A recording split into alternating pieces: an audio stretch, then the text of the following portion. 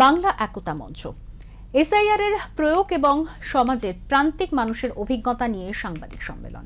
Kolkata press ক্লাবে এই সাংবাদিক সম্মেলনে ছিলেন পরিচালক এবং অভিনেতা পরমব্রত চট্টোপাধ্যায় এবং সুরকার ইন্দ্রদীপ দাশগুপ্ত। এছাড়া বিভিন্ন শ্রেণীর মানুষ।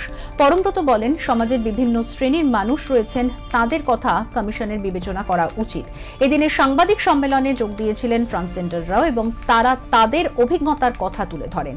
ছিলেন সুরকার ইন্দ্রদীপ দাশগুপ্ত, বাংলা একতা মঞ্চের মুখ্য উপদেষ্টা তন্ময় ঘোষ, নির্বাচন কমিশনের ভূমিকা এবং কম সময়ের মধ্যে এসআইআর এর পদ্ধতি নিয়ে প্রশ্ন তোলেন।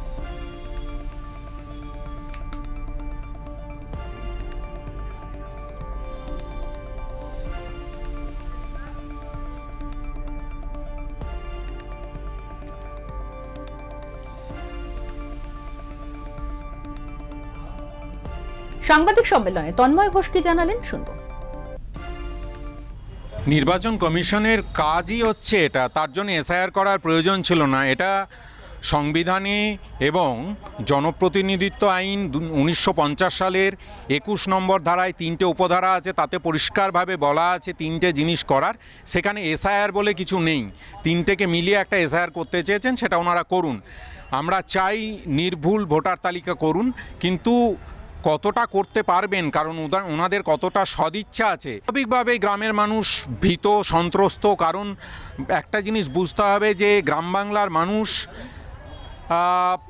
দেখুন, তাদের কাছে তারা কয়েকশো বছর ধরে হচ্ছে এখানেই বাসিন্দা, কিন্তু তাদেরকে যেভাবে ভয় দেখানো হচ্ছে, এখানে নাম নেই ওখানে নাম নেই, তার দায়িত্ব তো তাদের নয়।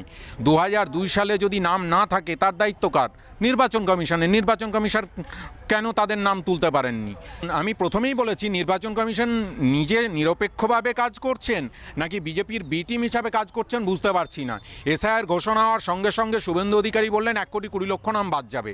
তো উনি কি করে জানলেন 1,20,00,000? ভাবে বিজেপির নেতৃত্ব বলছেন, তার মানে পরিষ্কার হয়ে যাচ্ছে যে বিজেপির নেতৃত্ব আগে থেকে টার্গেটটা সেট করে দিচ্ছেন, সেই টার্গেটকে নিয়ে কাজ করছে নির্বাচন কমিশন।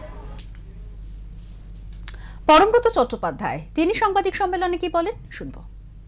সর্ববৃহৎ গণতন্ত্র যে দেশ, সেই দেশের মাননীয় নির্বাচন কমিশনের থেকে আমরা এটুকুই প্রত্যাশা করতে পারি না যে তারা যখন একটি প্রক্রিয়া শুরু করছেন, তার কিছু rules and regulations lay down করছেন, তারা সমাজের সব স্তরের মানুষের কথা অলরেডি তারা নিজেরাই ভাববেন। তাদেরকে যে লিখে জানাতে হচ্ছে যে না আমাদের অসুবিধা হচ্ছে, আমাদের কাগজপত্র নেই, তো এসআইআর-এ তাহলে যদি সত্যি সত্যি মনে করি যে বহুত্ববাদ বলি, বা যেটা তন্ময় যেটার কথা বলছিলেন যে আরও বেশি মানুষ যাতে থাকতে পারে, যাতে ইনক্লুড করা যায়, সেটা যদি সত্যি সত্যি কাম্য হয় এসআইআর পদ্ধতির, যেটা আমরা মনে করি সেটাই পদ্ধতি, সেটাই কাম্য হওয়া উচিত, তাহলে তো সর্বস্তরের মানুষের কথা ইতিমধ্যেই ভেবে রাখা উচিত ছিল। এটা তো হয়তো এটা আপনি বলতে পারেন আপনি এতটা আশা করছেন কি করে, কিন্তু আমি তো সর্ববৃহৎ গণতন্ত্রের সর্ববৃহৎ ইলেকশন কমিশনের কাছ থেকে, অনারেবল ইলেকশন কমিশনের কাছ থেকে এটুকু প্রত্যাশা করতে পারি যে তারা ভাববেন যে সমাজের, ওই জন্যই তো প্রান্তিক বলা হচ্ছে, সমাজের সব থেকে ছোট যে সেকশন, তাদের কি সংকট হতে পারে, তাদের জন্য কি সলিউশন আছে, সেটা তারা ভেবে যদি আমার মনে হয় এই ব্যাপারটায় নামতেন, সেটা হয়তো আমাদের সেটা তাদের কাছে প্রত্যাশা।